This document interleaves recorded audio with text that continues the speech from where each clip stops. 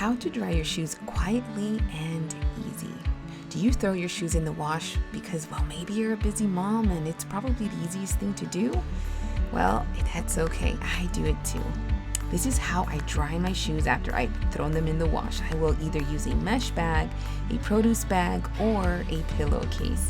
I go ahead and place the shoes inside the produce bag that I am using here. I will then place the shoes inside the dryer by pulling the extra material over the dryer door.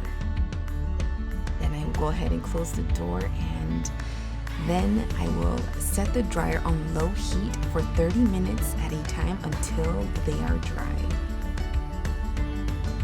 Once they are dry, I will usually just take a look and make sure they are truly dry. Doing this method allows your shoes to dry without making all that noise. I hope you found this video helpful, and if you did, please give it a thumbs up. Subscribe to my channel if you are new here, and hit the bell so you guys can get notifications every time I upload a video. Alright, I will catch you guys on the next video. Goodbye!